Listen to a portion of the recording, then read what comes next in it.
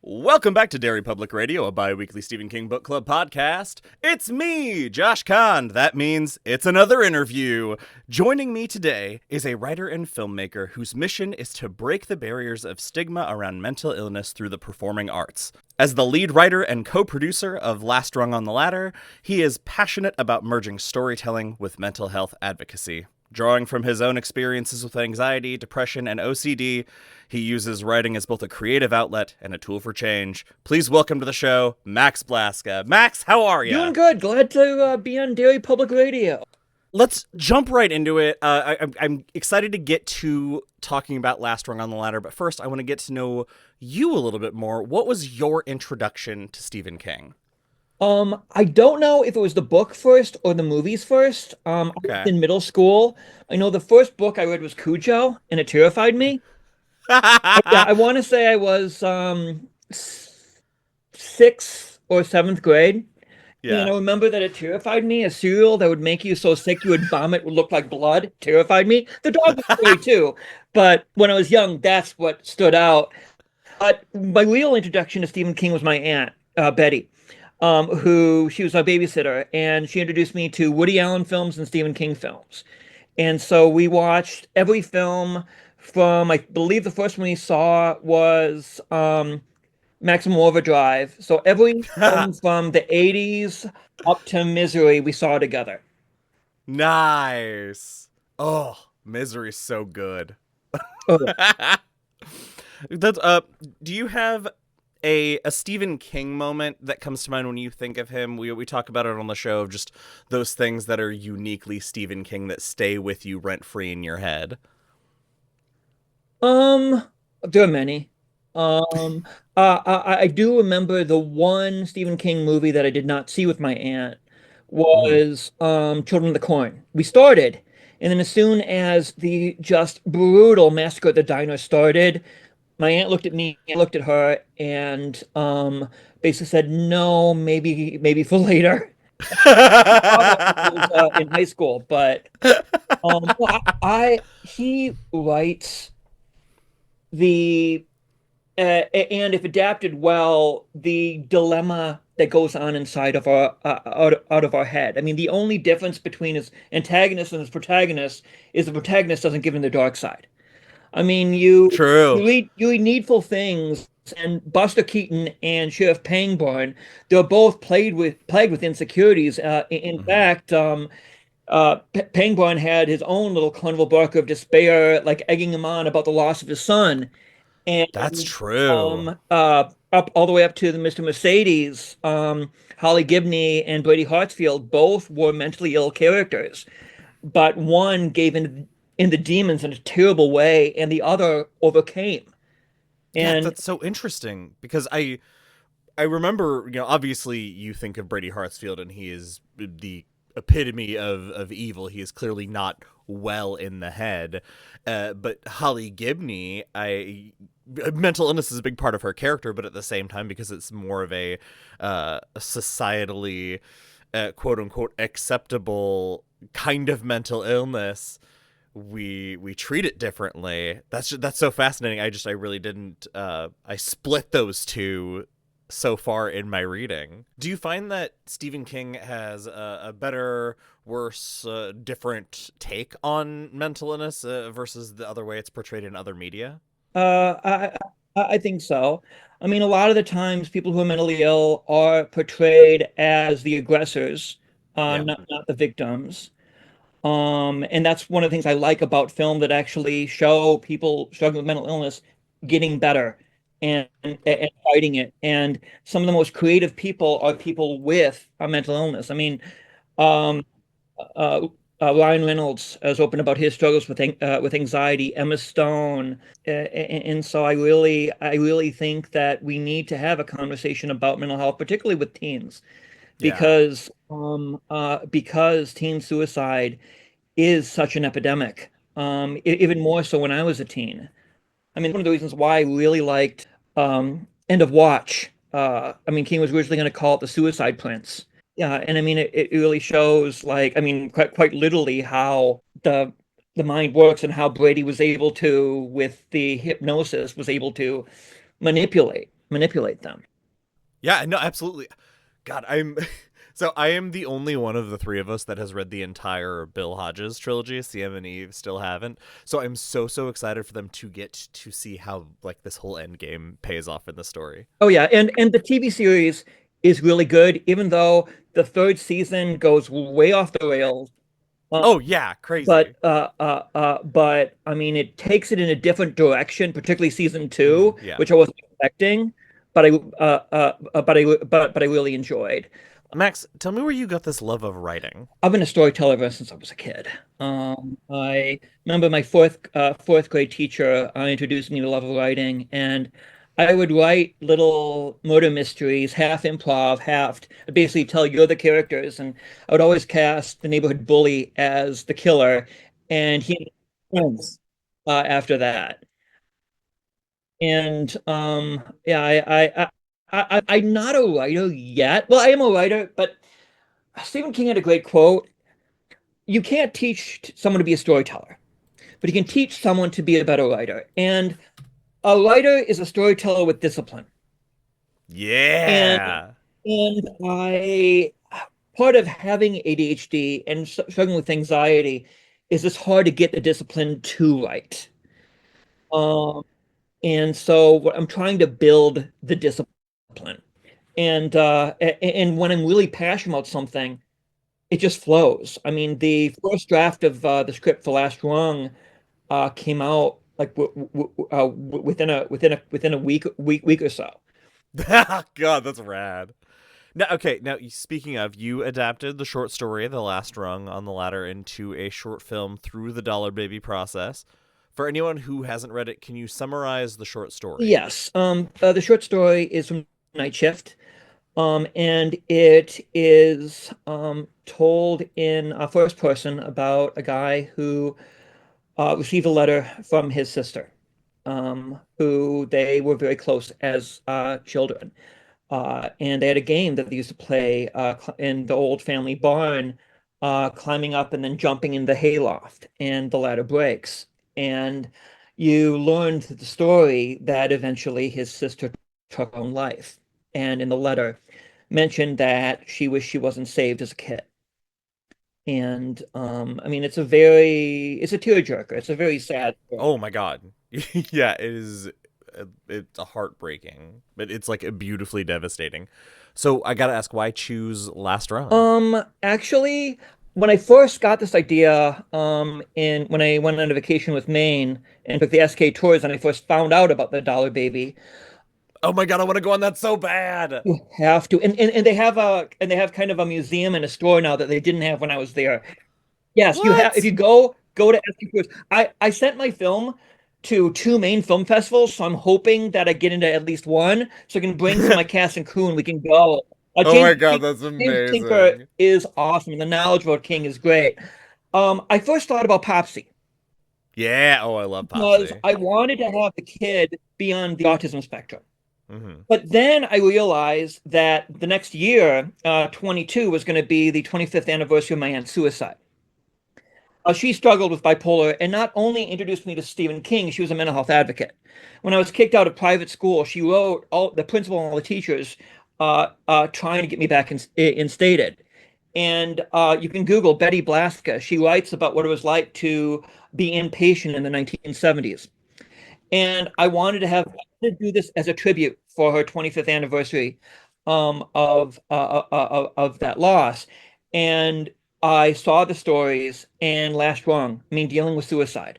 I can do a story dealing with suicide because I got the contract in 2001.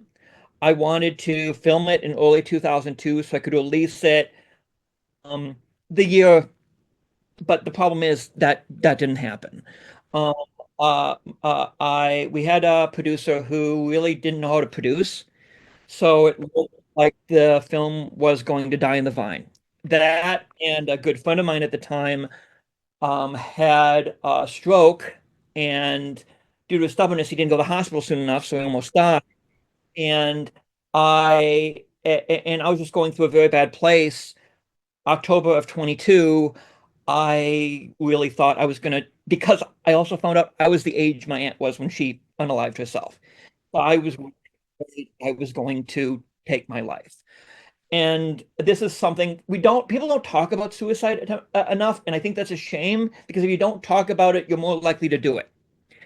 Um, and I was afraid that I was going to kill my parents and kill myself because I knew what it was like to be a survivor of suicide. I didn't want to leave my parents behind.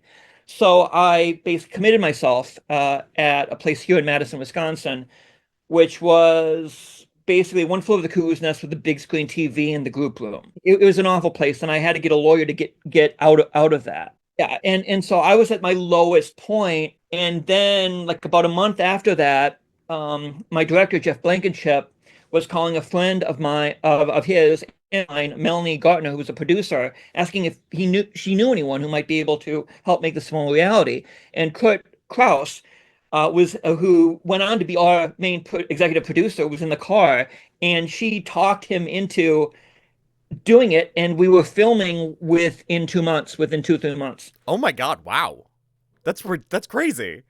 Oh yeah, oh yeah. I mean, he was sent by God. Like it sounds like it. Max, I just want to thank you for. I know you're all about standing up and destroying the stigma around mental illness, and I just want to thank you for being so open and honest about your experiences and your challenges because I know that that's an incredibly vulnerable place to be and not an easy thing to share with everybody. So I want to say thank you and how much I appreciate that. And thanks for having me on, so I could have a larger network to spread the message. Yeah, absolutely. Now, I want to get back to Last Rung because the story has such a quiet, sad feeling that I thought you captured well using the framing device that you used because you kind of change a little bit about Larry's profession as well. He's no longer a lawyer, and it's framed around this banquet where he's receiving an award for mental health. What made you decide to put your story there? Um, Write about what you know. No, I'm not a lawyer, but I went to a psych degree. And if my Mm. life in a different way, I might have been like Larry. And I love the idea of the framing device, instead of just talking about getting the letter, basically getting an award and the tragic irony of he's getting an award for all his work fighting stigma, but the stigma against what his sister did for a living, because unfortunately, a lot of women with mental health issues end up in the sex work industry.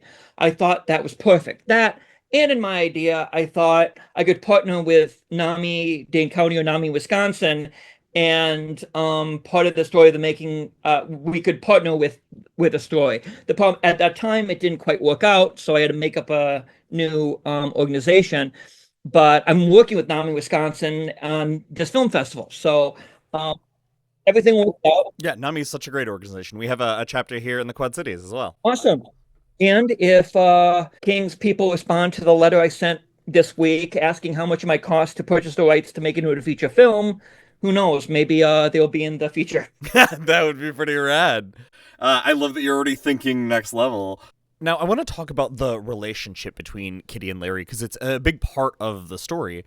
And I really love the way that you showed a really natural distancing of their relationship because in the story, he's more distracted because he's just starting his law career. But here, there was such a great illustration of him kind of pulling away. Can you tell us about how you came to telling the story that way? A lot of that was Seth Hale and Jeff Blankenship in direction. This film, particularly in the flashbacks, was more collaborative, and I just the way he like rolls his eyes and like just puts his hands in his head. I mean, it breaks my heart every time I see it. And I wanted, I mean, his rejection of his sister was more passive, and we had a beautiful scene, but I cut it because we wanted to make it under $25, 25 minutes for film festivals. But I just seen where it was his father who found out about her camming Oh, and brought it to the family dinner at Thanksgiving dinner. oh my God. That sounds wild. Yeah, and basically the father was angry at her. Yeah. Larry basically just played with his mashed potatoes, not taking Mhm. his father's side nor his sister's side. Which, if I'm able to make it into a feature, I'm going to put that back in. Yeah, that sounds. Oh, that I would love that scene.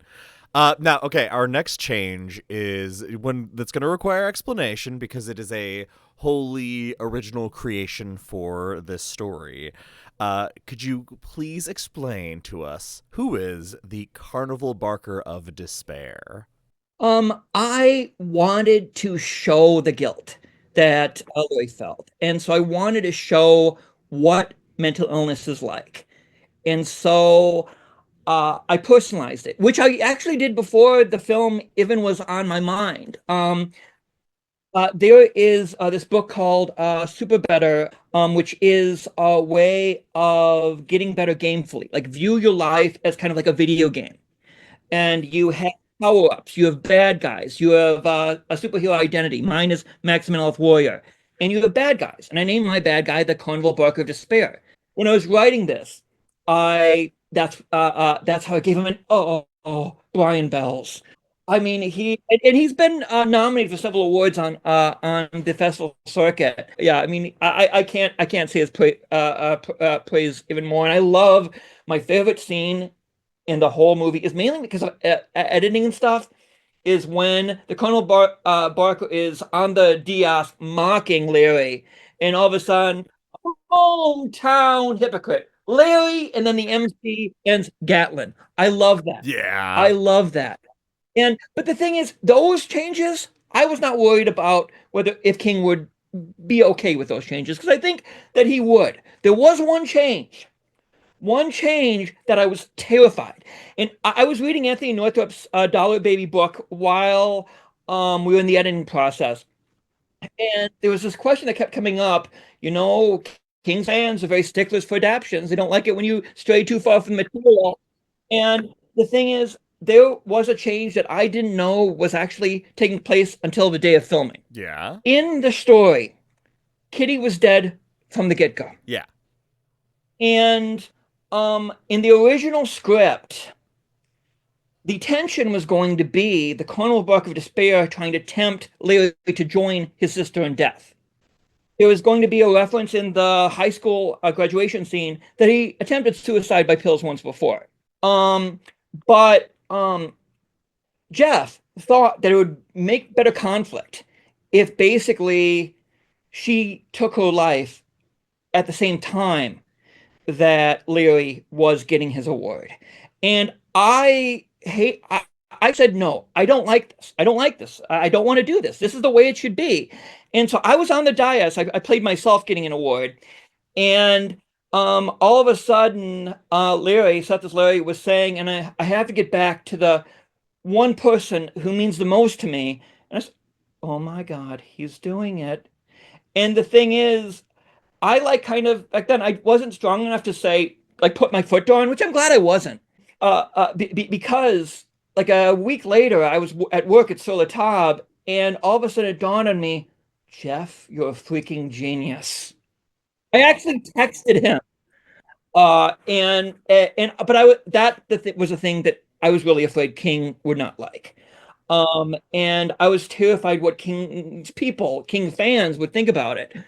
But then Burned, I can't pronounce his last name, but he's from Holland. He's one of the people in charge of Stephen King short movies. He was the first King guy that I sent it to, and he loved it. And then Anthony said that he loved it, and then I realized, okay, I'm safe.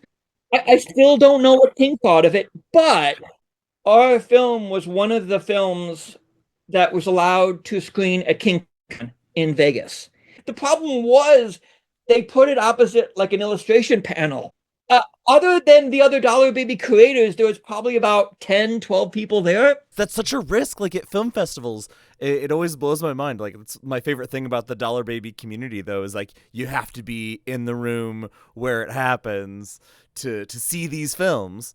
Oh yeah, yeah, and if you can talk to Billy Hansen, Julie Machisi, Paul Eman, you should have them on as well. I mean, they're great people. Yeah, I've had a few of them on. Yeah. I'll have to go to your back. I'll have to go back to your library. That's amazing. Okay, I would have a big question for you because it regards the ending, because we talked about it before. You know she's dead at the beginning of the story, but here at the end there is a suicide live stream because she is a cam girl, and I was curious. Did she send that message and post it? Is that like real in the reality, or did is that a hallucination? Is that a guilty hallucination? Hmm.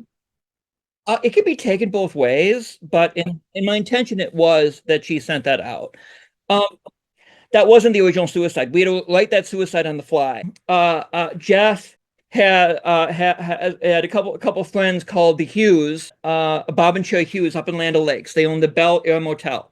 And if anybody would want to stay in a hotel where Dollar Baby was filmed, go up. It's beautiful, northern Wisconsin. And they had a railing because we wanted to do because in and that's one of the changes that most disturbs me. I most regret because in the story, it's a call girl swan dives to her death, and I love the parallel between falling off the ladder and falling to the death. Yeah.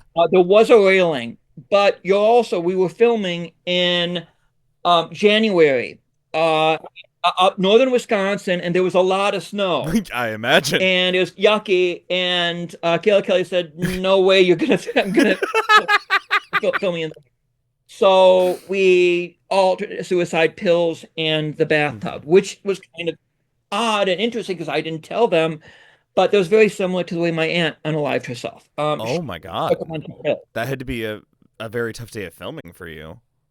Oh yes. And I basically I locked myself in my hotel room and RC Cola, one of our she did a clapper and she production assistant all around, kind of the glue to the filming. She talked to me and I was able to kind of resolve a lot of issues that I had actually. I mean, this film is That's very amazing. therapeutic. Yeah. Um, so I want to ask, what has the response been from people who have had the chance to see it? Uniformly positive. I've first started screening it at the places where we filmed in Oshkosh at Venue 404. In fact, the premiere was January 28th of last year, which was my birthday, which was awesome. I got an American Idol finalist, Frankie Moscato, and this is the killer. This is the godsend coincidence thing.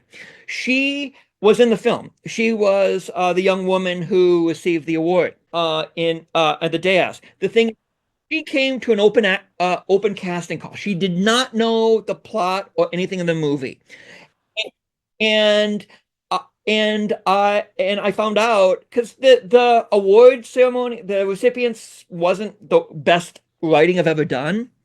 So, and it was saying like, what am I actually getting this award for? And I found out she started her own suicide prevention foundation here in Wisconsin. In fact, some of the proceeds from the Mental Health Warrior Film Festival is going to go to her foundation. So she won a fictional award for fictional profit for an actual foundation. I Googled her because I said, oh, she was on American Idol. And I listened to some of her songs. And one of her songs was like, oh gosh, this has to be the theme for the film. She originally wrote Tightrope back in like I think 2018, 2019. And I said, this is like listening to the voices in my head telling me the things I shouldn't do. I won't look darn. It was just perfect. So her version is played in the flashback with Kitty. And Jeff Blankenship wanted a more a cappella slow version over the credits, which I think was awesome. And so yeah, and that song I still listen to whenever I need a good pump me up. That rules.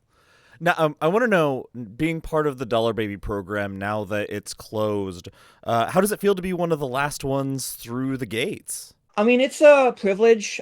We basically they ended because Margaret Morehouse retired and she was the queen of the Dollar Baby. Part of me thinks, and Jeff kind of joked that maybe she retired because of me, because we had some mental crisis during the filming and during the editing of it. The editing took a long time. I Yeah. had to have two extensions, and so part of me wonders if she was tired because I was too much to take. But I know the carnival barker of despair speaking. No, I mean it's a privilege. I wasn't the last rung of the ladder in the Dollar Baby program. There's one that came out, I think, sometime last year. That's an animated, which I really Yeah. Oh my god, I want to see that too. Now, before we go, last thing, tell me about the Mental Health Warrior Film Fest. well, first it started as a film festival that I could show my film. Uh, But no, there are about five other film festivals celebrating mental health. I actually went to one of them in Denver, the MHSA, and I wanted to have a film festival that celebrated not just films that break down stigma, but also filmmakers who break down stigma. And in fact, we didn't have time for the in-person screening, but Diana Fry, who's another mental health warrior, that was part of the Dollar Baby program. Her Lucky Quarter is one of the bonus films that you can see online. You'll get access to it if you see it in person at the Flix Bureau in Madison, Wisconsin. But if you're not in Madison, you can see all the films online. No, I mean, our first year we had filmmakers come from um, Chicago, the Quad Cities, and Orange County and Toronto. Only like three people have committed. The writer-director of Dear Pra, which is about actually a congressman's true story about his wife and bipolar. Uh, and Nancy Anderson from The Pen, which is a musical about OCD. And I mean, we are a true international film festival. I mean, we have films from Cyprus, from Russia, from Austria, from England, New Zealand, and films from all over America, Indiana, New York, New Orleans. And the cool thing is this, I wanted this to be a fundraiser. I didn't want this to be just like a film fest. I wanted it to raise awareness, but also raise funds. And so this year we're partnering with NAMI Wisconsin. I'm actually going to the NAMICon next weekend, and Frankie Joe Moscato. And the cool thing is, NAMI Wisconsin, and we are an umbrella organization. So a third will go to Frankie Joe, a third will go for them to do what they want, and the final third will help build next year's. And what I would love to do for next year's would be to have live screenings in multiple locations. So benefacting the NAMIs of those states, but you could tailor the screenings so it'll be easy for filmmakers to get to. One in the Midwest, one in the Northeast, one in the Pacific, and all can access all the films online, but more people will be able to go see the films in person. Yeah, no, I think that's an amazing idea. Now, before we go, I want you to tell everybody where they can follow you, your career, and the Mental Health Warrior Film Fest. Well, we the our website is www.mentalhealthwarriorfilmfest.com. We are on Facebook. I'm on Instagram as Mental Health Warrior Max. And I would highly recommend if you haven't yet, buy Anthony Northrup's Dollar Baby book and the sequel. You can learn more stories about our film in part two and the sequel. And I'm going to be in the third book that's coming out. Whoa, Max! Spoilers. All right. You'll find out about my travels and my experience with the Denver International Airport. All right. All right. There we go. We got to buy the book to get that full story. Boy, and I'm so glad you got to have him on. He is such a delightful fellow. I mean, the meeting him up in North Dakota last summer was just awesome.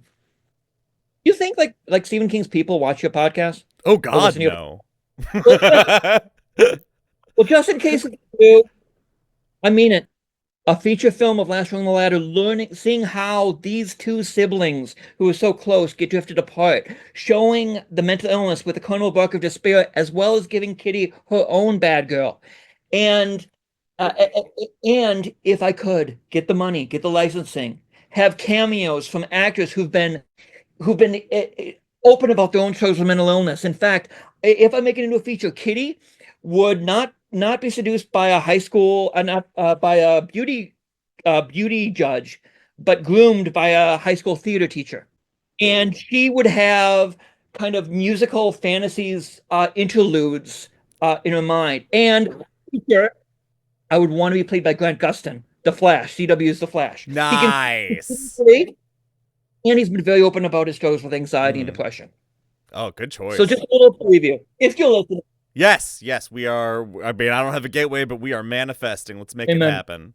Well, thank you so much, Max. I appreciate you taking the time. That is it for this episode of Derry Public Radio. As always, thank you for listening. Join us for our next episode. For Max Blaska, I'm Joshua Kahn saying thank you and good night.